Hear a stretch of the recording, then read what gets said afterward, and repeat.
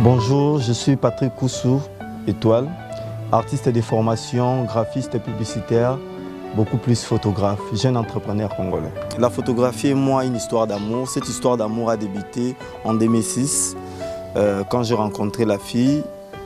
En même temps, j'avais un collègue qui était photographe qui m'a initié à la photographie. Ce qui a fait que j'avais un téléphone qui coûtait un peu. J'ai pu vendre mon téléphone pour acheter un appareil photo pour essayer de devenir photographe. Tout est débuté par là, c'était le début d'une belle histoire en fait. Ma réponse revient au deux, pourquoi je parlerai de la prédestinée. Quand j'essaie un peu de faire une critique de restitution, faire un tour dans le passé, voir mes bas âges, c'est-à-dire 2 ans, je pourrais revoir mes photos d'enfance. Quand à chaque fois qu'on nous faisait des photos en famille, mes frères, mes grandes sœurs postaient avec leurs jouets. Moi, j'étais toujours là à essayer d'imiter les photographes qui me faisaient la photo. J'ai quelques photos qui témoignent cette passion d'enfance, en fait. Mais c'était enfoui en moi, en fait. Il a fallu que je puisse rencontrer quelqu'un, d'où l'occasion pour accoucher la prédestinée. En fait, la prédestinée devait sortir après un temps, via cette rencontre que je viens d'énumérer. Les difficultés, je dirais non, mais des tremplins, je dirais oui. En fait, j'ai dû voir dans des difficultés des tremplins. C'est-à-dire quoi, à chaque fois, comme toute une vie, il y a toujours des problèmes qui nous poussent à donner les meilleurs de nous. Des difficultés, perdre des appareils, perdre des fichiers. En fait, dans cette vie en fait, de photographe, on aura...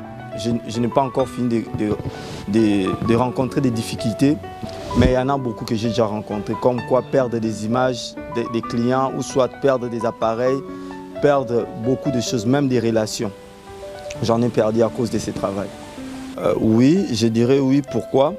Parce qu'en fait, rien de beau, quelqu'un a dit, je crois que c'était Frédéric Hegel, qui a dit rien de beau ne peut s'accomplir sans passion.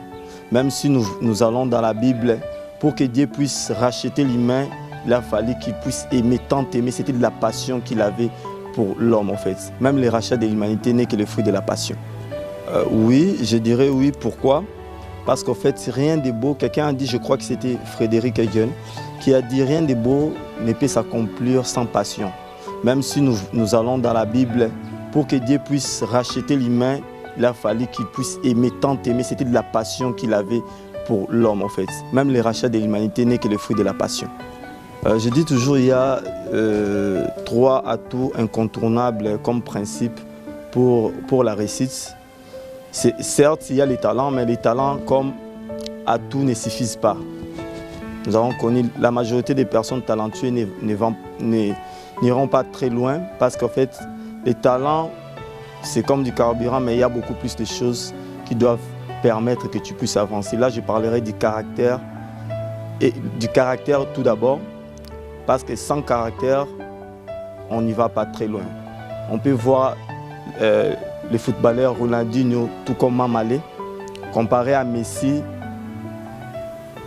Ronaldinho, c'était le meilleur joueur, mais il n'avait pas de principes ni un caractère solide.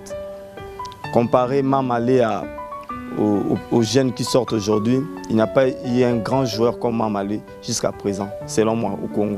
Mais ce n'est que la discipline qui a permis à ce que les autres puissent démérer. C'est sur base de la discipline personnelle, sur base des principes qu'on se fixe, qu'on peut démérer en fait. Les succès, les talents nous ouvrent des portes, mais les principes nous permettent à démérer pendant longtemps. Les compétences, vouloir c'est une chose, devenir en est une autre. Tout d'abord, j'aimerais dire, un grand homme a dit, si on me donne 8 heures pour abattre un arbre, je consacrerai 6 heures pour aiguiser ma hache.